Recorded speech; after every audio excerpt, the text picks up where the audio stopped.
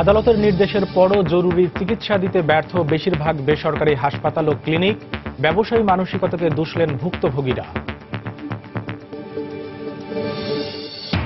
Model ফার্মেসিতে মানসম্পন্ন ওষুধ সঠিক দামে কিনতে পেরে স্বস্তি সাধারণ মানুষের। হাতের নাগালে আনার তাগিদ, কোনো ধরনের ছাড় না দেওয়ার পরামর্শ ওষুধ বিশেষজ্ঞদের। খননের অভাবে নাব্য সংকটে কার্যকারিতা হারাচ্ছে খুলনার অধিকাংশ স্লুইস গেট। সমস্যার সৃষ্টি হচ্ছে গ্রামীণ কৃষি ব্যবস্থাপনায়, জনবল সংকটের অজুহাত পানি উন্নয়ন বোর্ডের। এবং রাজধানীর পাইকারি বাজারে বেড়েছে প্রায় সব ধরনের চাল ও চিনির দাম, কমেছে আদা, রসুন ও আলুর দাম, স্থিতিশীল পেঁয়াজের দর।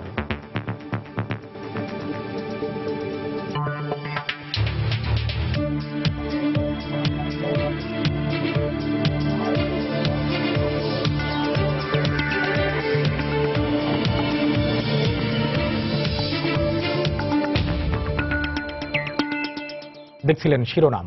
আমন্ত্রণ জানাচ্ছি দেশ ও দেশের বাইরের অর্থ বাণিজ্যের নানা খবর নিয়ে আমাদের নিয়মিত আয়োজন এ সময়ের বাণিজ্যে। আর আপনাদের সঙ্গে আছি আমি কামরুল হাসান সবুজ। দর্শক, অর্থ বাণিজ্যের খবরে যাওয়ার আগে জানিয়ে দিচ্ছি জাতীয় কিছু খবর। কুমিল্লায় যাত্রীবাহী বাস নিয়ন্ত্রণ হারিয়ে খালে পড়ে 6 জন নিহত হয়েছেন, আহত অন্তত 20 জন। ঢাকা চট্টগ্রাম মহাসড়কে ভোর 5টার দিকে এ দুর্ঘটনা ঘটে। পুলিশ জানায়, নীলফামারী থেকে কুমিল্লাগামী একটি যাত্রীবাহী বাস দাউদকান্দির জিংলাতলি এলাকায় পৌঁছালে নিয়ন্ত্রণ হারিয়ে খালে পড়ে যায়। এতে ঘটনাস্থলেই 5 জন নিহত হন, আহত হন অন্তত 20 জন। খবর পেয়ে ফায়ার সার্ভিস ঘটনাস্থলে পৌঁছে আহতদের উদ্ধার করে গৌরীপুর উপজেলা স্বাস্থ্য কমপ্লেক্সে নেয়ার পর পথে আরও একজন মারা যান। 3 জনের অবস্থা অবনতি হয় উন্নত চিকিৎসার জন্য ঢাকায় পাঠানো হয়। 52তম বিশ্ব ইজতেমার দ্বিতীয় দিন আজ সকালে আম্বয়ান শেষে এখন খিত্তায় খিত্তায় চলছে জিকির আজকার ও দ্বীনি আলোচনা। ফজরের নামাজের পর ভোর থেকে শুরু হয় দ্বিতীয় দিনের আম্বয়ান, একটানা চলে সকাল 9:30 পর্যন্ত। এরপর 1 ঘন্টার বিরতি শেষে খিত্তায় খিত্তায় শুরু হয় ইমানি আলোচনা।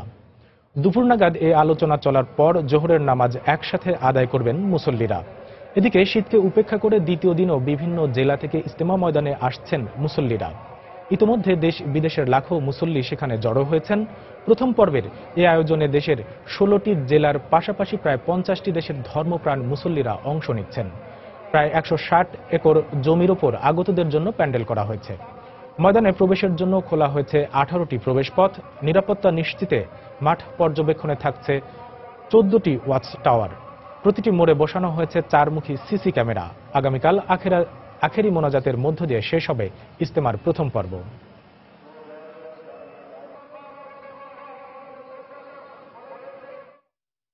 টঙ্গীর তুরাগ তীরে বিশ্ব ইজতেমার দ্বিতীয় দিনের খবর জানাতে ইজতেমা প্রাঙ্গণে আছেন সহকর্মী খান মোহাম্মদ রুমেল ও ইজতেমা ময়দানের বাইরে আছেন মাহমুদ রাকিব। আমরা সরাসরি চলে যাচ্ছি তাদের কাছে। প্রথমে রুমেলের কাছে। সবুজ, আপনি বলছিলেন যে আসলে 9:30 পর্যন্ত আম্বয়ান হয়েছে, তো এরপরে যে খিত্তায় খিত্তায় যে দ্বীনি আলোচনা, তাবলিগ জামাতের মুরব্বীদের ভাষা সেটি হচ্ছে তালিম, তো সেটি এখন চলছে। আমরা তাবলিগ জামাতের যারা মুরব্বীরা আছেন তাদের সঙ্গে কথা বলে জেনেছি যে সেটি হচ্ছে যে ছোট ছোট জামাতে ভাগ করে, অর্থাৎ যে 16টি জেলার মুসল্লিরা এই ইজতেমায় অংশ নিচ্ছেন প্রথম পর্বে, তো তাদেরকে তাদের নির্দিষ্ট এলাকা অনুযায়ী, তাদের পেশা অনুযায়ী, তাদের বয়স অনুযায়ী আলাদা আলাদা জামাতে ভাগ করে নিজেদের মধ্যে তাদেরকে তালিম দেওয়া হচ্ছে, তাদের মধ্যে আলোচনা করা হচ্ছে। আর সকালে যে আম্বয়ান হয়েছে সে আম্বয়ান করেছেন ভারতের মাওলানা মোহাম্মদ জামশেদ। তো তিনি হিন্দিতে বয়ান করেছিলেন এবং তার বয়ানটি বাংলা ভাষা সহ 5টি ভাষায় অনুবাদ করে দেওয়া হয়েছিল। কারণ আপনি জানেন যে এই ইজতেমায় কিন্তু 87টি দেশের 6000-এর বেশি বিদেশি মুসল্লি অংশ নিচ্ছেন, তো তাদের সুবিধার জন্য নিজ নিজ মাতৃভাষায় সে বয়ানগুলো অনুবাদ করা হয়েছে।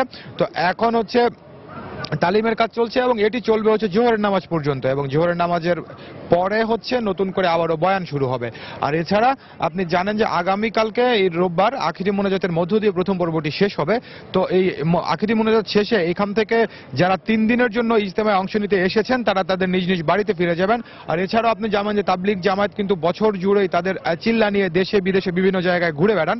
তো এখান থেকেও জামাতবদ্ধ হয়ে তাবলিগ জামাত কর্মীরা দেশ এবং দেশের বাইরে বিভিন্ন জায়গায় ছড়িয়ে পড়বেন, এমনটাই আমরা এই তাবলিগ জামাতের যে আয়োজক কর্তৃপক্ষ তাদের কাছ থেকে জানতে পেরেছি। তো এইভাবেই চলবে। আর আরেকটা বিষয় এখানে জানিয়ে রাখতে চাই, সেটি হচ্ছে যে আজকের দিনের কর্মসূচিতে রয়েছে, সেটি হচ্ছে যে আজকে আসরের নামাজের পরে ইজতেমা ময়দানে এখানে যৌতুকবিহীন বিয়ে অনুষ্ঠিত হবে। তো এরই মধ্যে আমরা জেনেছি যে গতকাল থেকে যৌতুকবিহীন বিয়ের জন্য নাম নিবন্ধনের জন্য কাজ চলছিল। তো আজকে জোহরের নামাজ পর্যন্ত এই নাম নিবন্ধনের কাজটি চলবে এবং এরপরে আসরের নামাজের পরে তাদের সবাইকে একসঙ্গে এখানে বিয়ে দেওয়া হবে ইসলামী বিধান অনুযায়ী। তো এরপরে হচ্ছে ইবাদত বন্দিগি যেগুলো সেগুলো চলতেই থাকবে এবং একে একে যেটি বলছিলাম যে আগামীকালকে আখেরি মুনাজাতের মধ্য দিয়ে প্রথম পর্বটি শেষ হবে। তো টঙ্গীর তুরাগ তীরের ইজতেমা ময়দান থেকে আমার কাছে এখন পর্যন্ত এই ছিল সবশেষ খবর। আপনি জানেন যে ইজতেমা প্রান্তের মাঠের অপর প্রান্তে আছে আমাদের সহকর্মী মাহমুদ রাকিব। চলে যাচ্ছি রাকিবের কাছে। এই মুহূর্তে পুরোপুরি জনস্রোত নেমেছে। আমরা দেখছি বিভিন্ন এলাকা থেকে, বিভিন্ন জেলা থেকে এবং দেশের বাইরে থেকেও মানুষ এখনো ইজতেমায় আসছেন। যেহেতু আগামীকাল আখেরি মোনাজাত, সেহেতু এই সবগুলো রাস্তা কিন্তু আমরা দেখছি মানুষ আসছেন। আপনি যদি দেখেন আমার পিছনে যে রাস্তাটি আছে কামারপাড়া ব্রিজের দিকে চলে গেছে, এই রাস্তাটিতে কিন্তু পুরো রাস্তা জুড়েই কিন্তু মুসল্লিদের ঢল নেমেছে। তারা বিভিন্ন এলাকা থেকে এখনো আসছেন।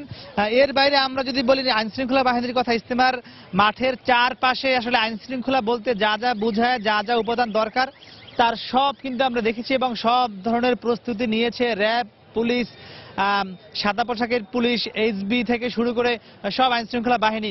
এর পাশাপাশি ইজতেমা যারা আগত মুসল্লিদেরকে কিন্তু সুন্দর এবং যাতে তারা সুন্দরভাবে ইজতেমা সম্পন্ন করতে পারেন এই জন্য কিন্তু তুরাগ নদীতে 7টি ব্রিজ করে দিয়েছে বাংলাদেশ সেনাবাহিনীর পক্ষ থেকে তাদের সহযোগিতায়। এর বাইরে আমরা যদি আপনাকে আরো বলি, পুরো ইজতেমা মাঠের চারপাশে মোট 28টি 3 তলা বিশিষ্ট টয়লেট করা হয়েছে এবং প্রত্যেকটি টয়লেটে কিন্তু আপনি দেখতে পাচ্ছেন টয়লেটগুলো, প্রত্যেকটি টয়লেটে প্রায় 100-র মতো টয়লেট আছে। এগুলো কিন্তু ইজতেমা ময়দানের যারা আগত লাখো মুসল্লি তাদের সুবিধার্থেই করা হয়েছে। তো দেখতে পাচ্ছেন এখন কিন্তু মোটামুটি আমরা বলতে পারি দ্বিতীয় দিন চলছে। আর এর বাইরে আরেকটি খবর আমি আপনাকে বলে দেই, ইজতেমা মাঠের কিন্তু মাঝে মাঝে আমরা দেখছি আকাশ পথেও নিরাপত্তার জন্য হেলিকপ্টারে করে টহল দেওয়া হচ্ছে এবং ইজতেমার চারপাশে যে ওয়াচ টাওয়ার রয়েছে সেই ওয়াচ টাওয়ারে কিন্তু পুলিশের যারা সদস্য আছেন তারা বিভিন্ন আধুনিক যন্ত্রপাতি দিয়ে কিন্তু মাঠ পর্যবেক্ষণ করছেন, যাতে কোনো গোষ্ঠী কোনো উগ্রপন্থী পন্থা অবস্থান করতে না পারে এবং এখানে কোনো অঘটন না ঘটে, তার জন্য শতভাগ প্রস্তুত আছে সব ধরনের আইন শৃঙ্খলা বাহিনী। তো মোটামুটি বুঝতেই পারছেন যে বেশ ভালোভাবে শান্তিপূর্ণভাবে কিন্তু ইজতেমা এগিয়ে যাচ্ছে এবং আজ সকাল থেকে আমরা আপনাকে বলে আসছিলাম যে শীত বেশি ছিল ইজতেমা মাঠকে ঘিরে। তবে এখন কিন্তু বেলা বাড়ার সঙ্গে সঙ্গে যেহেতু সূর্য উঠেছে, তাপমাত্রা কিন্তু কিছুটা বেড়েছে, শীত কিছুটা কমে এসেছে। তা আমরা কিন্তু শীত বিষয়ে কথা বলেছিলাম, যারা আগত মুসল্লি আছেন, বিশেষ করে যারা বৃদ্ধ বয়সের মুসল্লি আছেন, যারা 60 মানুষ এখানে এসেছেন, তারা যেহেতু বলেছেন যেহেতু তারা দিনের কথা শুনতে এসেছেন, ঈমান আমলের কথা শুনতে এসেছেন, সেহেতু তারা কিন্তু এই এতটুকু কষ্ট মেনে নিচ্ছেন, শীতকে তারা কিন্তু খুব বড় করে দেখছেন না। তো সব মিলিয়ে আসলে বলতে পারি যে ইজতেমা কিন্তু খুব ভালোভাবে এবং সফলতার সঙ্গে এগিয়ে যাচ্ছে। আর দ্বিতীয় দিন যেহেতু আগামীকাল আখেরি মোনাজাত রয়েছে, সেহেতু আরো কিন্তু মানুষ আসছেন এবং এই মানুষের স্রোত কিন্তু আগামীকাল পর্যন্ত বলবৎ থাকবে। তো মোটামুটি আমার কাছে ইজতেমা মাঠের বাহির থেকে এই ছিল সবশেষ খবর। সবুজ। দর্শক, বিশ্ব ইজতেমার দ্বিতীয় দিনের এই মুহূর্তের খবরাখবর জানাচ্ছিলেন সহকর্মী খান মোহাম্মদ রুমেল ও সহকর্মী মাহমুদ রাকিব। উচ্চ আদালতের নির্দেশের পরও গুরুতর আহত রোগীদের জরুরি চিকিৎসা দিতে ব্যর্থ হচ্ছে রাজধানীর বেশিরভাগ বেসরকারি হাসপাতাল ও ক্লিনিক। জরুরি চিকিৎসার পর্যাপ্ত সরঞ্জাম, যোগ্য চিকিৎসাকর্মী ও অভিজ্ঞ চিকিৎসকের অভাবেই প্রাথমিক চিকিৎসা নিতে আসা রোগীরা পড়ছেন বিপাকে। এদিকে স্বাস্থ্য অধিদপ্তর বলছে এসব অনিয়মের কথা জানা থাকলেও আইনের ফাঁকফোকর থাকার কারণে তারা এ ব্যাপারে কোনো ব্যবস্থা নিতে পারছেন না। তারিকুল ইসলামের ক্যামেরায় আহমেদ সালেহিনের রিপোর্ট। এই বাচ্চারা যখন কেমিক্যালকে অসুস্থ পড়ছিল, আমরা তখন মাতালে শিশু মাতৃ ক্লিনিকে নিয়ে গেছিলাম। তো পরে ওরা আমাদেরকে আবার ট্রান্সফার করে ঢাকা মেডিকেল পাঠিয়ে দিচ্ছে, ওদের নাকি ইনস্ট্রুমেন্ট নাই। এ ধরনের অভিযোগ নিত্যদিনের। উচ্চ আদালতের নির্দেশনা থাকলেও প্রাথমিক চিকিৎসা দিতে ব্যর্থ হয়ে রোগীকে এক হাসপাতাল থেকে অন্য হাসপাতালে পাঠিয়ে দেওয়ার চিত্র স্বাভাবিক ঘটনা। সবগুলো না হলেও রাজধানীর বেসরকারি হাসপাতালগুলো নামকাওয়াস্তে কিছু সরঞ্জামাদি আর মেডিসিন চিকিৎসক দিয়ে চালাচ্ছে জরুরি বিভাগ। আর রোগীদের গোপনীয়তা রক্ষা না করেই ক্যাশ কাউন্টারের কর্মকর্তাদের সামনে বাধ্য হয়ে ডাক্তারকে দিতে হচ্ছে প্রাথমিক চিকিৎসা। আবার কোথাও জরুরি বিভাগের দেয়ালে সাঁটানো আছে চিকিৎসার পূর্বেই ডাক্তারের ফি জমা দেওয়ার নির্দেশনা। একটি জরুরি বিভাগে যা যা থাকা প্রয়োজন তার বেশিরভাগই থাকে না বেসরকারি হাসপাতালগুলোতে, যেগুলোর মধ্যে অন্যতম ইকুইপমেন্ট পার্ট, ইমার্জেন্সি মেডিসিন বাক্স, সিটি স্ক্যান অথবা এমআরআই এবং এক্স রে সুবিধা, যা নিজেদের হাসপাতালেই থাকতে হবে। হাসপাতাল কর্তৃপক্ষের অপারগতা ও ব্যবসায়ী মানসিকতার কারণেই মূলত তৎক্ষণাৎ চিকিৎসা পেতে ভোগান্তিতে পড়তে হচ্ছে জরুরি চিকিৎসা নিতে আসা সাধারণ রোগীদের। প্রাইভেট যে কোনো জিনিসে আর যেটাই বলেন ব্যবসার বাইরে তো কোনোটাই না। তো আমি এখানে ইমার্জেন্সি বসতেছি, আমি সব জানি না নাকি মনে হয় আমরা সব জানি ইমার্জেন্সি বসতে মানে আমি সব জানি। আমরা এখানে হয় না, করানো হয় না। পাশে পপুলার আছে, আলোক আছে, আমরা যে রাস্তাটা ওখান থেকে আর্জেন্ট যদি লাগে সিটি স্ক্যান বের করে সেটা করে নিয়েছি। তারা এখানে আসে আমাদের টাইম টু টাইম প্রতি বছরই আমরা কি করি। ডিজিটালদের সাথে ভালো সম্পর্ক ভালো। তারা আমার কোয়ালিটি তারা দেখে যে আমার পরিষ্কার পরিচ্ছন্ন আছে কিনা, যন্ত্রপাতি আছে কিনা তারা দেখে। আর এই জরুরি বিভাগের এসব অনিয়মের বিষয়ে কথা বলেন একজন বিশেষজ্ঞ চিকিৎসক। হাসপাতালে যে জরুরি বিভাগগুলো আছে সেগুলো সবগুলো কতটুকু ইকুইপড সে বিষয়ে আসলে সন্দেহ আছে। ইমার্জেন্সি গুলোর অনেক সময় ইমার্জেন্সি অবস্থা থাকে, এই বিষয়ে আসলে আমাদের সচেতনতা হওয়া অনেক বেশি জরুরি এবং এই বিষয়ে পর্যাপ্ত জনবল তৈরি করাও খুব বেশি দরকার। হাসপাতালগুলোর বিরুদ্ধে কেন ব্যবস্থা নেওয়া যাচ্ছে না সে বিষয়ে যুক্তি দেন স্বাস্থ্য অধিদপ্তরের হাসপাতাল ও ক্লিনিক বিভাগের পরিচালক। বেসরকারি স্বাস্থ্য সেবা আইন যেটা 1982 যেটা ইমার্জেন্সি সার্ভিস থাকতে হবে, কিভাবে থাকবে এরকম কোনো কিছু কিন্তু বলা নেই, যার জন্য আমরা আইনগতভাবে তাদেরকে কিছু বলতে পারব। কোনো রোগী যদি আসে তাকে জরুরি সেবা কিন্তু তাকে দিতে হবে, এটা কিন্তু নির্দেশনা আছে।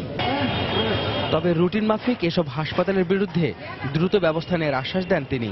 চিকিৎসা মৌলিক অধিকারগুলোর মধ্যে অন্যতম একটি, আর এই চিকিৎসা সেবা নিয়ে যখন করা হয় ব্যবসা, তখন নিরুপায় হয়ে পড়েন সাধারণ মানুষ।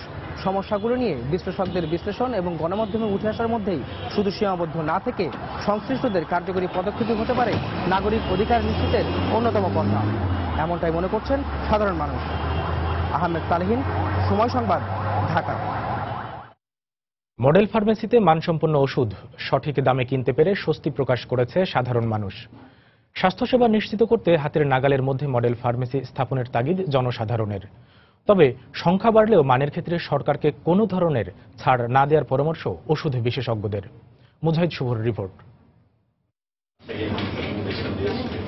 অবাক হলেও মডেল ফার্মেসির সাধারণ চিত্র এটি। একজন গ্র্যাজুয়েট ফার্মাসিস্টের মাধ্যমে প্রেসক্রিপশন অনুযায়ী ওষুধ খাবার নিয়ম, ওষুধের বিরূপ প্রতিক্রিয়া, পার্শ্ব প্রতিক্রিয়া জানানো সহ রোগীদের প্রাথমিক চিকিৎসা দেয়া হচ্ছে মডেল ফার্মেসিতে। উন্নত বিশ্বের আদলে গুলশান, বনানী ও ধানমন্ডিতে স্থাপিত 7টি মডেল ফার্মেসিতে সঠিক মূল্যে মানসম্পন্ন ওষুধ কিনতে পারবে জনসাধারণ। পাশাপাশি ওষুধ নীতিতে অনুমোদিত প্রয়োজনীয় 39টি ওষুধ ছাড়া কোনো ধরনের অ্যান্টিবায়োটিক ব্যবস্থাপত্র ছাড়া কিনতে পারবে না কেউই। তাপ সংবেদনশীল ওষুধের গুণগত মান রক্ষা সহ নানা সুবিধা থাকায় সন্তোষ প্রকাশ করেছে সাধারণ মানুষ। কষ্ট বেশি হোক বা একটু বাসা থেকে দূরত্ব হোক, তবু আমাদের এই জায়গাগুলো সিলেকশন করা উচিত। সেখান থেকে আমরা নিশ্চিন্তে ওষুধ কিনতে পারি, নির্দিষ্ট দামে আমরা ওষুধ কিনতে পারি। আজকাল বাজারে ভেজাল ওষুধ পাওয়া যায়, আমি বিশ্বাস করি এখানে সেইটা বোধহয় নাই। এক্সপায়ার ডেট ঠিক আছে কিনা, কোয়ালিটি ঠিক আছে কিনা, ওষুধটা কখন খেতে হবে বা কোন ওষুধের সাথে কোন খাবার খাওয়া যাবে না, এগুলো কাউন্সেলিং করে। দেশের নিবন্ধিত 1,25,000 ফার্মেসিকে পর্যায়ক্রমে মডেল ফার্মেসির মানে উন্নীত করার আহ্বান ওষুধ বিশেষজ্ঞদের। পাশাপাশি মডেল ফার্মেসির সংখ্যা বাড়ালেও সেগুলোর সঠিক মান নিয়ন্ত্রণের দিকে খেয়াল রাখার পরামর্শ তাদের। আমরা এক্সপানশন করব, not at the cost of the quality of medicine.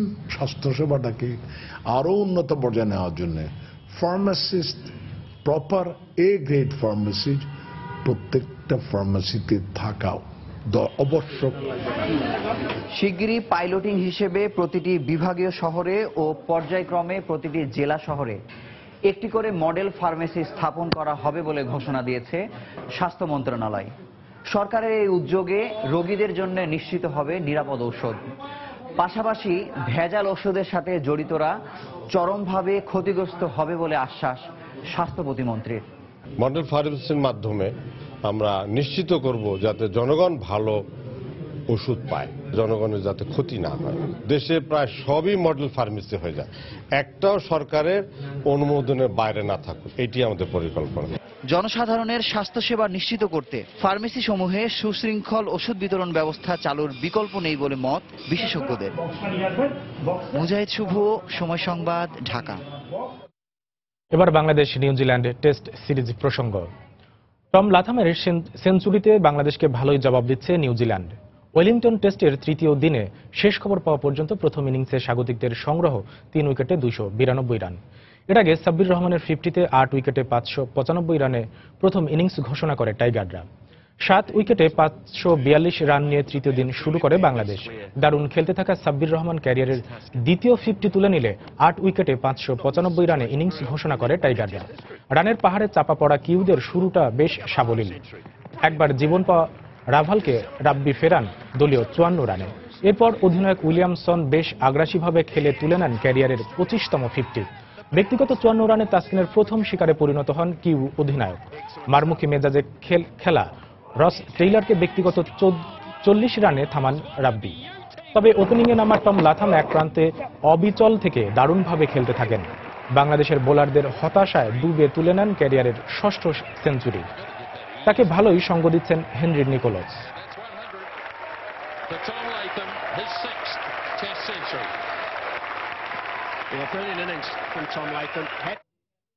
এই মুহূর্তে সেখানে আছেন আমাদের রিপোর্টার হুমায়ুন কবির রোজ। সরাসরি যোগ দিচ্ছি তার সঙ্গে। রোজ, সবুজ, আপনাকে ধন্যবাদ। আপনি জানেন কিছুক্ষণ আগেই তৃতীয় দিনের খেলা শেষ হয়ে গেছে। সেখানে কিন্তু নিউজিল্যান্ড 3 উইকেটে 292 রানে আজকের দিনে খেলা শেষ করেছেন। এর আগে যদি বলা হয় যে 595 রানে বাংলাদেশের প্রথম ইনিংস ঘোষণার পর নিউজিল্যান্ড যেভাবে শুরু করেছিল, সেখানে কিন্তু বাংলাদেশের প্রথমে ব্রেক থ্রু এনে দিয়েছিলেন কামরুল ইসলাম রাব্বি। তারপরে কিন্তু তাসকিন একটি ব্রেক থ্রু আনার পরে রস টেলর মতন অভিজ্ঞ ব্যাটসম্যান কেন উইলিয়ামসন বিদায়ের পর রস টেলর যখন ব্যক্তিগত 40 রানে ফিরে যান, তখন দলীয় স্কোর হচ্ছে 205 রান। তখন একটা কিন্তু সম্ভাবনা উকি দিচ্ছিল যে প্রতিপক্ষকে ফলো অনে ফেলানো যায় কিনা, কারণ আপনি জানেন রস টেলর এবং কেন উইলিয়ামসনের পর আসলে তাদের সেই বড় মাপের বা অভিজ্ঞ ব্যাটসম্যান বলতে তেমন কেউ নেই। তবে টম লাথাম অনেকটাই তরুণ, তার মাত্র 28তম টেস্ট রানিং। তিনি ক্যারিয়ারের 6ষ্ঠ সেঞ্চুরি করে দলকে একটা বড় বিপর্যয় থেকে এখন পর্যন্ত বাঁচিয়েছেন। তাকে যোগ্য সঙ্গ দিয়েছেন কেন নিকোলস। তিনি অপরাজিত আছেন 35 রানে এবং টম লাথাম আছেন 119 রানে। এই জুটিটা আসলে প্রায় 98 রানের জুটি হয়েছে। তারা চতুর্থ দিনের সকালে খেলা শুরু করবেন। আর একটা বিষয় বলতে হয় সবুজ, এই উইকেটে এখন পর্যন্ত আমরা যতটুকু দেখতে পেরেছি মেহেদী মিরাজ, আপনি জানেন খুব ভালো টার্ন আছে তার, যে অফ ব্রেক বা যে স্পিন আছে, তার যে ফেলকে আছে, সেটা কিন্তু ওই সুবিধাটা বা ওই ব্যাপারটা নিয়ে নিজেকে মেলে ধরতে পারছে না। একটাই কারণ, উইকেট থেকে ওই রকম সহযোগিতাটা পাচ্ছেন না। আর সাকিবের কথাই বলতে হয়, কারণ সাকিব অনেক অভিজ্ঞ ব্যাটসম্যান। মরা উইকেটে উনি কিন্তু ভালো সুবিধা আদায় করে নিতে পারেন, কিন্তু এই উইকেটে সুবিধা করাই যাচ্ছে না। একটাই কারণ, এখানে ওয়েদারটা একেবারে, আবহাওয়াটা একেবারে বিপরীতমুখী। সারাদিন মেঘাচ্ছন্ন ছিল, কিছুক্ষণ আগে বৃষ্টি হয়েছে এবং মেঘাচ্ছন্ন। এখানে সুবিধা নেওয়ার কথা ছিল বাংলাদেশের পেসারদের, তাসকিন, রাব্বি কিংবা সুভাশিস। তারা চেষ্টা করেছেন, যথাসাধ্য চেষ্টা করেছেন। তবে আসলে প্রতিপক্ষ যেহেতু আপনি জানেন হোম কন্ডিশনে খেললে অভ্যস্ত, তাদের নিজের মাঠ, ঘরের মাঠ সবকিছু নিজেদের চেনা জানা, এই পরিবেশে তাদের খেলে অভ্যস্ত, যে কারণে আসলে তারা কোনো ভুল করেননি, যে কারণে বাংলাদেশের বোলাররা কোনো সুবিধা নিতে পারেননি। তারপরে এখন বাংলাদেশে থেকে তারা এখনো অনেক রানে পিছিয়ে আছে, 3 রানের পিছিয়ে আছে। এই বাংলাদেশ যে স্বপ্নটা ক্রিকেট আকাশের সম্ভাবনাটা উকি দিচ্ছে, সেই স্বপ্নটা বাস্তবায়ন দিতে হলে কালকে প্রথম সেশনে অন্তত টম লাথাম এবং নিকোলসকে দ্রুতই ফিরাতে হবে বাংলাদেশের পেসারদের। তো সবুজ, এই ছিল আমার কাছে সর্বশেষ, ফিরছি আপনার কাছে। দর্শক, নিউজিল্যান্ড থেকে বাংলাদেশ নিউজিল্যান্ড টেস্ট সিরিজের খবরাখবর জানাচ্ছিলেন সহকর্মী হুমায়ুন কবির রোজ। কার্যকারিতা হারাচ্ছে খুলনার বেশিরভাগ স্লুইস গেট। প্রাকৃতিক দুর্যোগ, খননের অভাবে পলি জমে নদী ও খাল ভরাটের পাশাপাশি স্রোত ও নাব্য কমে যাওয়ায় এই অবস্থার সৃষ্টি হয়েছে। আবার যেগুলো সচল রয়েছে সেগুলো সঠিকভাবে রক্ষণাবেক্ষণ না হওয়ায় গ্রামীণ কৃষি ব্যবস্থাপনায় নানা সমস্যার সৃষ্টি হচ্ছে। তরিকুল ইসলামের রিপোর্ট, ক্যামেরায় ছিলেন নিয়ামুল হোসেন। পানি উন্নয়ন বোর্ড সূত্রে জানা যায়, খুলনার বিভিন্ন পোল্ডার ও প্রকল্পে অন্তত 350 স্লুইস গেট রয়েছে। এর মধ্যে 2 শতাধিকেরও বেশি স্লুইস গেট বন্ধ হয়ে গেছে অব্যবস্থাপনা ও পলিমাটির কারণে। বাকিগুলো সচল থাকলেও সেগুলো কার্যকারিতা হারাচ্ছে কর্তৃপক্ষের উদাসীনতায়। ফলে খুলনার ডুমুরিয়া, বটিয়াঘাটা, পাইকগাছা, দিঘলিয়া ও দাকুপ উপজেলায় কৃষিকাজে দেখা দিয়েছে নানা সমস্যা।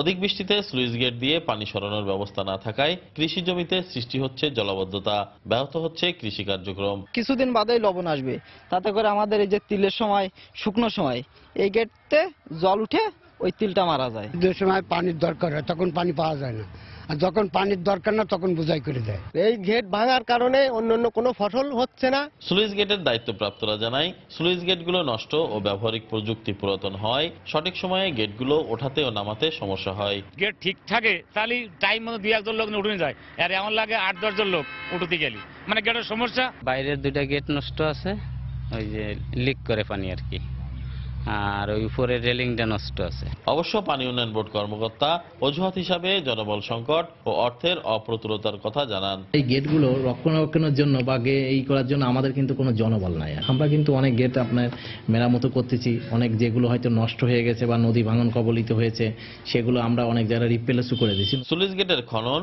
ও অব্যবস্থাপনার কারণে চলতি বছর 5টি উপজেলার প্রায় 20% আবাদি জমির ফসল নষ্ট হয়ে গেছে। তরিকুল ইসলাম, সময় সংবাদ, খুলনা।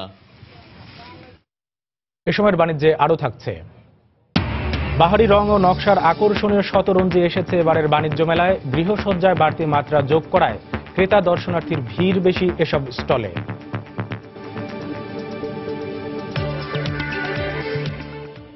কুটির বা হস্তশিল্পের অন্যতম আকর্ষণ শতরঞ্জি। বাহারি নকশা ও রঙই যার প্রধান বৈশিষ্ট্য। শতরঞ্জি পণ্য গৃহসজ্জায় যোগ করে নতুন মাত্রা, তাই বাণিজ্য মেলায় শতরঞ্জির স্টলে ক্রেতা দর্শনার্থীর আনাগোনাও একটু বেশি। বিক্রি বাড়াতে নানা ছাড়ও দিচ্ছে একই ছাদের নিচে পণ্য সম্ভার মেলে ধরা প্রতিষ্ঠানগুলো। শতরঙের সমাহারে শতরঞ্জি, অবশ্য নামের সঙ্গে মিল রেখে শতরং ব্যবহৃত না হলেও অনেকগুলো রঙের ছোঁয়াতেই তৈরি হয় শতরঞ্জি পণ্য। একসময় বিত্তবানদের আভিজাত্যের প্রতীক ছিল শতরঞ্জি, যা সাধারণত সজ্জা, আসন, মজলিস বা জলসায় বসার জন্য ব্যবহৃত হতো। তবে সময়ের সাথে মানুষের জীবনযাত্রায় পরিবর্তনের ফলে শতরঞ্জির ব্যবহারেও এসেছে পরিবর্তন। বাহারি ডিজাইনের ফ্লোর ম্যাট, ওয়াল ম্যাট আর বেডম্যাট সহ নানা আইটেমের পণ্য নিয়ে ঢাকা আন্তর্জাতিক বাণিজ্য মেলায় শতরঞ্জির প্যাভিলিয়নও সেজেছে আধুনিক ঢঙে। শতরঞ্জিতে নজর কাড়ছে ব্যাগ, কয়েন পার্স আর জুতাও। একদিকে চোখ জুড়ানো ডিজাইন, অন্যদিকে সাশ্রয়ী দাম। দুই কারণে এই প্যাভিলিয়নে সবসময় থাকছে ক্রেতা দর্শনার্থীদের আনাগোনাও। শতরঞ্জিগুলি বেশ একটু কালারফুল, আবার রিজনেবল প্রাইসে পাওয়া যায়, আর এটা ধুলাবালি লাগলে আবার ধুয়ে পরিষ্কার করা যাচ্ছে তাড়াতাড়ি। টেবিল ম্যাটটাই বেশি নেওয়া হয় আমার। গতবার তো শেষের দিকে ডিসকাউন্ট ছিল, এখন তো দেখলাম শুরু থেকেই ডিসকাউন্ট দিচ্ছে। শুধু আর্থিক দিক নয়, শতরঞ্জিতে মিশে আছে দেশীয় ঐতিহ্য, যা দেশি বিদেশি ক্রেতা দর্শনার্থীদের সামনে তুলে ধরছেন উদ্যোক্তারা। এবারে টেবিল ম্যাটও কিছু আছে, মানে নতুন ডিজাইন, নতুন কালার। শতরঞ্জি যেহেতু আমাদের নিজেদের তৈরি প্রোডাক্ট, এগুলো যেন দেশের মানুষ ব্যবহার করে, হ্যাঁ, মানে এর জন্য আমরা বিশেষ অফারও দেই, যে দেশের মানুষকে উদ্বুদ্ধ করার জন্য। যে আমাদের বাটম্যাট আছে, 2টা কিনলে 3টা ফ্রি, 1টা কিনলে 1টা ফ্রি, এরকম বিভিন্ন 50% পর্যন্ত ডিসকাউন্ট আছে। সংশ্লিষ্টরা বলছেন, বর্তমানে দেশে ক্রমবর্ধমান চাহিদার পাশাপাশি বিশ্বের প্রায় 50টি দেশে রপ্তানি হচ্ছে শতরঞ্জির পণ্য। শুভ খান, সময় সংবাদ, ঢাকা। রাজধানীর শেরেবাংলা নগরে আয়োজিত মাসব্যাপী ঢাকা আন্তর্জাতিক বাণিজ্য মেলার 14তম দিন আজ। এই মুহূর্তে মেলা প্রাঙ্গণে আছেন সহকর্মী হাজেরা শিউলি। সরাসরি চলে যাচ্ছি তার কাছে। শিউলি,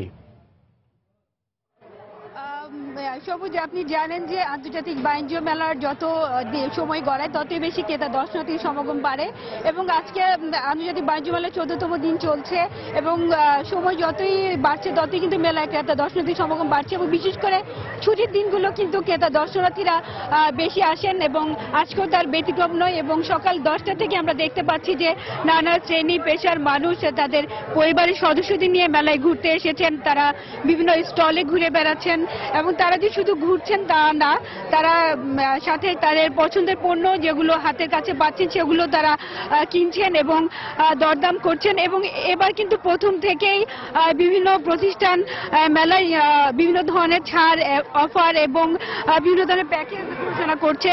এবং আপনারা জানেন যে এই মেলাকে কিন্তু বিভিন্ন ব্র্যান্ডের কোম্পানিগুলো চেষ্টা করে তাদের নতুন প্রোডাক্টগুলো মেলায় তারা নিয়ে আসেন, যাতে ক্রেতাদের কাছে সেগুলো পরিচিত করানো যায়। এবং মেলায় কিন্তু প্রত্যেকেরই কিছু বিক্রির টার্গেটও থাকে, তাই প্রত্যেকটা স্টলেই দেখা যাচ্ছে যে বিক্রয় কর্মীরা চেষ্টা করছেন ক্রেতাদের কাছে তাদের পণ্যের গুণাগুণগুলো তুলে ধরার জন্য, এবং কি কি সুবিধা আছে এবং কি কি প্যাকেজ আছে সেগুলো তারা ক্রেতাদের কাছে উপস্থাপন করছেন। এবং এবার মেলায় মোট 580টি স্টল রয়েছে, এবং এর মধ্যে 48টির মতো বিদেশি স্টল এবং প্যাভিলিয়ন রয়েছে। ইরান, মালয়েশিয়া, চীন, জাপান, তুরস্ক, সিঙ্গাপুর, হংকং সহ সহ বিভিন্ন দেশ এই মেলায় অংশ নিয়েছে এবং দেশি বিদেশি সব স্টলে কিন্তু আমরা দেখতে পাচ্ছি যে ক্রেতাদের ভিড় আছে এবং জানেন যে এখন কিন্তু দুদিন ধরে শীতের প্রকোপ কিছুটা বেড়েছে, তাই শীতের পোশাকের দোকানও ভিড় রয়েছে। পাশাপাশি আমরা দেখতে পাচ্ছি যে ক্রোকারিজের দোকান এবং মেয়েদের জুয়েলারি কসমেটিক্সের দোকানে বেশ ভিড় রয়েছে। এছাড়া গৃহস্থালী সামগ্রী এবং তৈজসপত্র সহ ঘর সাজানোর জিনিসপত্র গৃহিণীরা কিনছেন এবং এই মেলায় যেহেতু তারা দেখে শুনে কিনতে পারেন এবং বিভিন্ন ধরনের ছাড় থাকে, তাই ক্রেতারাও চেষ্টা করেন যে তাদের ঘরের যে নিত্য প্রয়োজনীয় পণ্য সেগুলো তারা এই মেলা থেকে কেনার চেষ্টা করেন। এবং এখানে কিন্তু বলা যায় যে মেলা কিন্তু শুধু গৃহস্থালী পণ্য বা খাবারের দোকানগুলোতে বেশ ভিড় রয়েছে, এছাড়া প্রযুক্তি পণ্য কিন্তু মেলায় রয়েছে। এখানে যেমন মোবাইল, ল্যাপটপ, টেলিভিশন, ফ্রিজ সহ বিভিন্ন ধরনের পণ্য কিন্তু এই মেলায় রয়েছে এবং ক্রেতা দর্শনার্থীরা সেগুলো তাদের দেখে শুনে তারা কেনার চেষ্টা করছেন। তো যেহেতু আজকে শনিবার সরকারি ছুটির দিন, তাই মেলায় বলা যায় মোটামুটি বেশ ভিড় রয়েছে এবং বিভিন্ন শ্রেণী পেশার মানুষ তাদের পরিবার সদস্যদের নিয়ে ঘুরতে এসেছেন এবং আপনারা জানেন যে মেলায় কিন্তু বিনোদনের ব্যবস্থা রয়েছে এবং বিশাল পরিসরে সবাই বেশ স্বাচ্ছন্দ্যের সাথে ঘুরে বেড়ান এবং এই সুন্দর সুন্দর স্টলগুলোর সামনে দাঁড়িয়ে দর্শনার্থী দেখা যায় তাদের মুঠোফোনে এই সুন্দর স্মৃতিগুলো তারা ছবি তুলে রাখছেন। তো বেলা বাড়ার সাথে সাথে মেলায় ভিড় বেড়েই চলেছে। সবুজ, এই ছিল আমার কাছে এখনকার মতো বাণিজ্য মেলা থেকে সর্বশেষ। দর্শক, ঢাকা আন্তর্জাতিক বাণিজ্য মেলার 14 দিনের এই মুহূর্তের খবরাখবর জানাচ্ছিলেন সহকর্মী হাজেরা শিউলি। ডুবোচড়ায় ধাক্কা খেয়ে বঙ্গোপসাগরে ডুবে যাওয়ার 7.5 ঘন্টা পর কয়লা বোঝাই কার্গো জাহাজ এমভি আইজগাতির অবস্থান শনাক্ত করা হয়েছে। গতকাল বিকেল 5টার দিকে এর অবস্থান শনাক্ত করে বন্দর কর্তৃপক্ষ। এদিকে আজ জাহাজটির উদ্ধার কাজ শুরু হবে বলে জানিয়েছে বন্দর কর্তৃপক্ষ। মংলা বন্দর কর্তৃপক্ষ জানায় ওই বন্দর থেকে প্রায় 130 নটিক্যাল মাইল দূরে অবস্থানরত এমভি লেডিমেরি থেকে 1000 মেট্রিক টন কয়লা বোঝাই করা হয় এমভি আইজগাতি কার্গো জাহাজে। সকালে কার্গো জাহাজটি যশোরের নওয়াপাড়ার উদ্দেশ্যে রওনা হয়। পথে বঙ্গোপসাগরের 7 নম্বর ফেয়ারওয়ে বয়াবাতি এলাকায় একটি ডুবোচরের ধাক্কায় তলা ফেটে যায় কার্গো জাহাজটির। পরে 12 নাবিক ও 4 উদ্ধার নিরাপত্তা কর্মীকে উদ্ধার করে পেছনে থাকা অপর একটি কোস্টার। সম্প্রতি দক্ষিণ আফ্রিকা থেকে 48,000 মেট্রিক টন কয়লা আমদানি করে যশোরের নওয়াপাড়া ট্রেডার্স নামে একটি প্রতিষ্ঠান।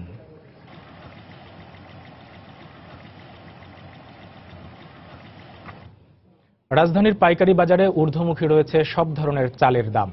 তবে আমদানি ভালো থাকায় কমতে শুরু করেছে আদা, রসুন, ডাল সহ সব ধরনের আলুর দাম। আর পেঁয়াজের দাম স্থিতিশীল থাকলেও দাম বেড়েছে চিনি ও বেশ কিছু মশলার দাম। রাজধানীর মোহাম্মদপুর কৃষি মার্কেট ঘুরে পাইকারি বাজারের বিস্তারিত জানাচ্ছেন মামুন আব্দুল্লাহ। গেল কয়েক সপ্তাহ ধরেই রাজধানীর পাইকারি চালের বাজারে নেই তেমন কোনো স্বস্তির খবর। ব্যবসায়ীরা বলছেন কিছুটা নিরুপায় হয়ে আড়তদারদের বেঁধে দেয়া বাড়তি দামেই বিক্রি করতে হচ্ছে তাদের। ভরা মৌসুমে নাজিরশাইল চাল আগের দামেই মানভেদে কেজিতে 49 থেকে 52 টাকায় বিক্রি হলেও 1.5 থেকে 2 টাকা বেশি দামে মিনিকেট 49 টাকা, পায়জাম 36 টাকা এবং মানভেদে 28 চাল বিক্রি হচ্ছে কেজিতে 38 থেকে 40 টাকায়। গত সপ্তাহে এই সপ্তাহে দাম একটু বেশি, পার কেজিতে 1 টাকা 1.5 টাকা প্রকার ভেদে এরকম বাড়ছে। বর্তমানে মিনিকেট বিক্রি করতেছে আমরা 49 টাকা 50 টাকা, এটা গত সপ্তাহে ছিল 47 টাকা 46 টাকা। আটার চাল ছিল 39 টাকা 40 টাকা, আজকে বিক্রি করতেছে 41 টাকা 42 টাকা। মিলারা খালি বলে দানের দাম বেশি বললে প্রত্যেক সপ্তাহে 25 টাকা করে বাড়াইতেছে বস্তায়, কেজিতে 50 পয়সা বাড়াইতেছে। তবে কিছুটা স্বস্তি ফিরেছে আদা, রসুন ও আলুর দামে, আর স্থিতিশীল রয়েছে পেঁয়াজের দাম। গত সপ্তাহে আপনার এলচি পেঁয়াজটা বেচছিলাম 20 টাকা 19 টাকা, এই সপ্তাহে একভাবে আছে। দেশি পেঁয়াজের বাজারটার পরিবর্তন হয়েছে, 2-3 টাকা কমছে। চায়না রসুন এটার বাজার কেজিতে 10 থেকে 15 টাকা কমছে। আদার বাজারটা গত সপ্তাহে ছিল যা 70 টাকা বেচছিলাম, এই সপ্তাহে 15 থেকে 20 টাকা কমছে। মসুর ও অ্যাঙ্কার ডাল 2 টাকা কমে মানভেদে মসুর কেজিতে 100 থেকে 118 টাকা আর অ্যাঙ্কার ডাল পাওয়া যাবে 32 থেকে 33 টাকা কেজিতে। তবে চিনি কেজিতে 3 টাকা বেড়ে বিক্রি হচ্ছে 65 টাকায়। মসুর ডাল হলো আপনার 1.5 টাকা করে কমছে, এখন অ্যাঙ্কার দাম আপনার 32 থেকে 33 টাকা হচ্ছে। চিনি আপনার কেজি প্রতি আপনার 3 থেকে আপনার 3.5 টাকা করে বাড়লো। এদিকে মশলার বাজারে হঠাৎ করেই বেড়েছে এলাচ, দারুচিনি ও লবঙ্গের দাম। তবে স্থিতিশীল রয়েছে জিরা, ধনিয়া, কাঠবাদাম, কাজু বাদাম ও কিসমিসের দাম। দারচিনি গত সপ্তাহে ছিল 250 টাকা কেজি, তা বেড়ে 270 টাকা হয়েছে, কেজিতে 20 টাকা বাড়ছে। এলাচ কেজিতে 100 টাকা বাড়ছে, লবঙ্গ 100 টাকা বাড়ছে কেজিতে। জিরার দাম আগের মতোই আছে, কাঠবাদাম, কাজু বাদাম এগুলো আগের মতোই আছে। বোতলজাত সয়াবিন তেল লিটার প্রতি 95 টাকা এবং খোলা সয়াবিন পাওয়া যাচ্ছে কেজিতে 92 টাকায়। মামুন আব্দুল্লাহ, সময় সংবাদ, ঢাকা। প্রযুক্তিকে বাদ দিয়ে টেকসই কৃষি ব্যবস্থা সম্ভব নয়, তাই ক্রমান্বয়ে কৃষিতে ঘটছে উন্নত প্রযুক্তির প্রয়োগ। কৃষক পর্যায়ে উন্নত প্রযুক্তির ব্যবহার বাড়াতে রাজধানীর ইন্টারন্যাশনাল কনভেনশন সিটি বসুন্ধরায় চলছে আন্তর্জাতিক কৃষি প্রযুক্তি মেলা 2017। ধান কাটা ও মাড়াই করার কম্বাইন্ড হারভেস্টার, ট্রাক্টর সহ আধুনিক যন্ত্রপাতি নিয়ে এবারের মেলায় অংশ নেয় বাংলাদেশ সহ বিশ্বের 18টি দেশের 365টি স্টল। 3 দিনব্যাপী এই মেলাকে আমদানি রপ্তানিকারক ও সাধারণ গ্রাহকদের মধ্যে সেতুবন্ধন হিসেবে দেখছেন উদ্যোক্তারা।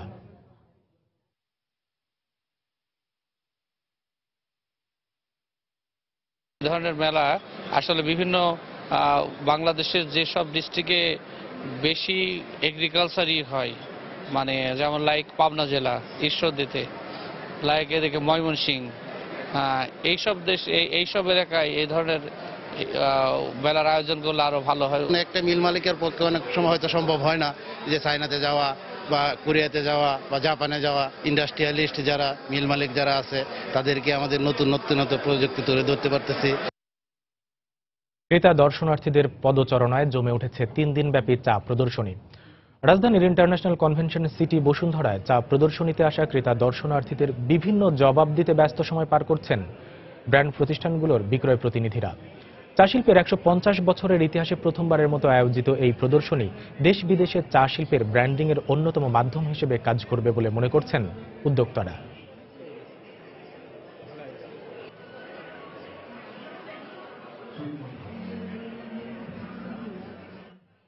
এই প্রথমবারের মতো টি এক্সপো হচ্ছে, বিভিন্ন কোম্পানির চা দেখতে পেলাম, আমার অনেক ভালো লাগছে। ক্লোন টিটা ভালো লাগছে, খুব ভালো। চায়ের কোয়ালিটি আমার কাছে বেটার মনে হয়েছে। প্রত্যেক বছরই হওয়া উচিত, হলে এবং ভালো হবে, সবার মধ্যে একটা সবাই জানতে পারবে, একটা পরিচিতি আসবে। বাংলাদেশের এখন সব লোকই চায় কোয়ালিটি প্রোডাক্ট, এবং তিরও সেই কোয়ালিটি প্রোডাক্টই তৈরি করে, এবং চার ক্ষেত্রেও একদম কোয়ালিটি থাকবে। দেশের প্রধান পুঁজিবাজার ঢাকা স্টক এক্সচেঞ্জ অনেকটা ঊর্ধ্বমুখী প্রবণতার মধ্য দিয়েই গত সপ্তাহ পার করেছে। গত সপ্তাহের 5 কর্মদিবসে ডিএসসির প্রধান সূচক ডিএসসি এক্স বেড়েছে 160 পয়েন্ট। এছাড়া সপ্তাহ জুড়ে অন্যান্য সূচক এবং টাকার অঙ্কে লেনদেনের পরিমাণও উল্লেখযোগ্যভাবে বেড়েছে। গত সপ্তাহে প্রথম কার্যদিবস রোববার ঢাকা স্টক এক্সচেঞ্জের দরপতন এবং সূচক হারানোর মধ্য দিয়েই শেষ হয়, কিন্তু পরের 4 কার্যদিবসেই সূচক ও লেনদেনে চাঙ্গা ভাব দেখা যায়। দ্বিতীয় দিন সোমবার 56 পয়েন্ট বেড়ে ডিএসসিএক্স সূচক দাঁড়ায় 5214 পয়েন্টে। লেনদেন হয় 1247 কোটি টাকার শেয়ার ও মিউচুয়াল ফান্ড। পরের 3 দিনও ধারাবাহিকভাবে সূচক বেড়ে বৃহস্পতিবার ডিএসসিএক্স দাঁড়ায় 5334 পয়েন্টে। আর কয়েক বছর পর দেশের প্রধান এ পুঁজিবাজার লেনদেন ছাড়ায় 1700 কোটি টাকা। গত সপ্তাহে দর বৃদ্ধি পাওয়া শীর্ষ 5 প্রতিষ্ঠান ছিল investment corporations of Bangladesh limited, prime finance first mutual fund, far east knitting and dyeing industries limited, central insurance company limited এবং সিমটেস ইন্ডাস্ট্রিজ লিমিটেড। এদিকে দর হারানো শীর্ষ 5 প্রতিষ্ঠান হল fine foods limited, Rahima food corporations limited, Shyampur sugar mills limited, BD autocars limited এবং Aramit cement. Dhaka stock এক্সচেঞ্জের গত সপ্তাহের লেনদেন পর্যবেক্ষণে দেখা যায় দর বৃদ্ধি পাওয়া প্রতিষ্ঠানের মধ্যে এ ক্যাটাগরির প্রতিষ্ঠান এবং দর হারানোতে এগিয়ে ছিল জেড ক্যাটাগরির শেয়ার। হরিপদ সাহা, সময় সংবাদ। ঢাকা বিশ্ববিদ্যালয় কার্জন হল প্রাঙ্গণে 7ম বাংলাদেশ রসায়ন অলিম্পিয়াডের উদ্বোধন করা হয়েছে। অর্থ ও পরিকল্পনা প্রতিমন্ত্রী এম এ মান্নান গতকাল আয়োজনের উদ্বোধন করেন। বাংলাদেশ রসায়ন সমিতি আয়োজিত ও ইসলামী ব্যাংক বাংলাদেশ লিমিটেডের পৃষ্ঠপোষকতায় অনুষ্ঠানে বিশেষ অতিথি হিসেবে উপস্থিত ছিলেন ঢাকা বিশ্ববিদ্যালয়ের উপাচার্য প্রফেসর মোহাম্মদ আখতারুজ্জামান এবং ইসলামী ব্যাংকের vice chairman professor Syed Ahsanul হক।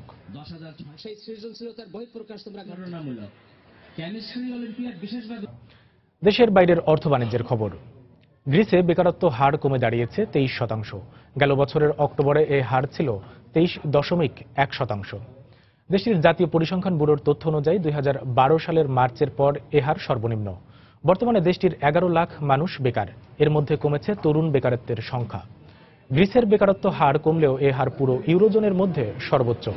বর্তমানে পুরো ইউরোজোনের বেকারত্ব হার 10% ওপরে। চলতি বছর দেশের অর্থনৈতিক প্রবৃদ্ধি 2.3% লক্ষ্য নির্ধারণ করেছে দেশটির সরকার। 2017 সালে দেশটির বেকারত্ব হার আরও কমবে বলে প্রত্যাশা সরকারের। ঋণগ্রস্ত হওয়ার পর থেকেই অস্থির গ্রিক অর্থনীতি।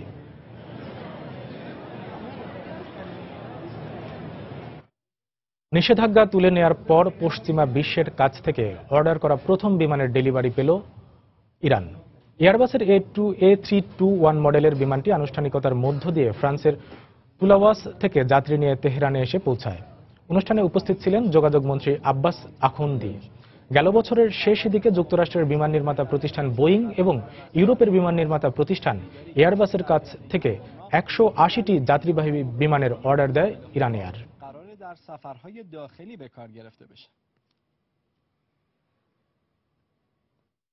গাড়ি নির্মাতা প্রতিষ্ঠান ফোর্ড $160 কোটি ব্যয়ে মেক্সিকোতে তাদের নির্মাণাধীন কারখানা প্রকল্প থেকে সরে গেছে। মার্কিন নবনির্বাচিত প্রেসিডেন্ট ডোনাল্ড ট্রাম্প মেক্সিকোর শিল্পপণ্য ঠেকাতে সীমান্ত কর আরোপের পরই ফোর্ড এ সিদ্ধান্ত নিয়েছে। এতে মেক্সিকোর স্থানীয় জনসাধারণের পাশাপাশি গাড়ির যন্ত্রাংশ সরবরাহকারী প্রতিষ্ঠানগুলো বিপাকে পড়েছে। 280 হেক্টর ধূসর সবুজ বিশাল মাঠের এক প্রান্তে দুইটি বড় ভবনের সাদা কাঠামো দাঁড়িয়ে আছে। আশেপাশে শ্রমিকদের কাজের কোনো ব্যস্ততাই নেই। সম্প্রতি মেক্সিকোতে গাড়ি নির্মাতা প্রতিষ্ঠান ফোর্ডের কারখানা তৈরির কাজ বন্ধ হয়ে যাওয়ার দৃশ্য এমনই। এখানে কাজ করা একজন ঠিকাদার বলেন, শান্ত এ জায়গাটি একসময় অনেকটাই সরগরম ছিল। আমরা অন্যান্য ঠিকাদারদের মতোই কাজ বন্ধ করে দিয়েছি। ছোটখাটো মেশিন সহ ভারী যন্ত্রপাতি সবই ফিরিয়ে নেওয়া হচ্ছে। এখানে আর কেউ কাজ করছে না। প্রকল্প এলাকা ভিলা রায়াসের টাউন হল সচিব বলেন, ফোর্ডের প্রকল্প ছেড়ে দেওয়ার ঘটনা দুঃখজনক।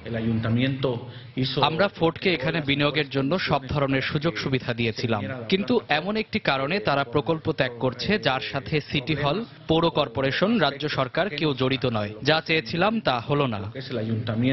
এদিকে ফোর্ডের কারখানা প্রকল্প থেকে সরে যাওয়ায় বিপাকে পড়েছে সেখানকার স্থানীয় জনসাধারণও। আমার এক আত্মীয় ফোর্ডে কাজ করার জন্য তার অন্য চাকরি ছেড়ে দিয়েছিল, কিন্তু এখন সে বেকার। ফোর্ড সরে যাওয়ায় $কয়েকশো মিলিয়ন আর্থিক ক্ষতি হবে বলে মনে করছেন মেক্সিকান বিশেষজ্ঞরা। সেন্ট লুইস রাজ্যের অর্থমন্ত্রীও যা স্বীকার করেছেন। আমাদের গাড়ি ব্যবসার সাথে জড়িত সহযোগী প্রতিষ্ঠান আছে 800টি, নির্মাণাধীন সহ 7টি গাড়ি কারখানা আছে। ফোর্ড আশায় এই অঞ্চলে গাড়ি নির্মাণ শিল্প আরো ত্বরান্বিত হচ্ছিল। গত বছর প্রথম 11 মাসে মেক্সিকো 25 লাখেরও বেশি গাড়ি রপ্তানি করে, যার 77 ভাগই যায় যুক্তরাষ্ট্রে। হরিপদ সাহা, সময় সংবাদ। আবারও জানিয়ে দিচ্ছি এ সময়ের বাণিজ্যের শিরোনামগুলো। আদালতের নির্দেশের পরও জরুরি চিকিৎসা সেবা দিতে ব্যর্থ বেশিরভাগ বেসরকারি হাসপাতাল ও ক্লিনিক, ব্যবসায়ী মানসিকতাকে দুষলেন ভুক্তভোগীরা। মডেল ফার্মেসিতে মানসম্পন্ন ওষুধ সঠিক দামে কিনতে পেরে স্বস্তি সাধারণ মানুষের।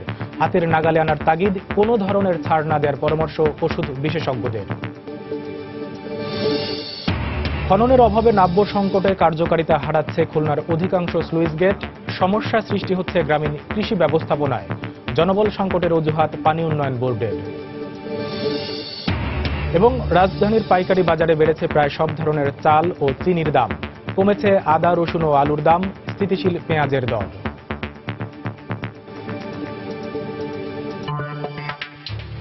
এই ছিল এই সময়ের বাণিজ্যে। যে কোনো খবর পেতে ভিজিট করুন সময়নিউজ.tv। সঙ্গে থাকুন সময়ের।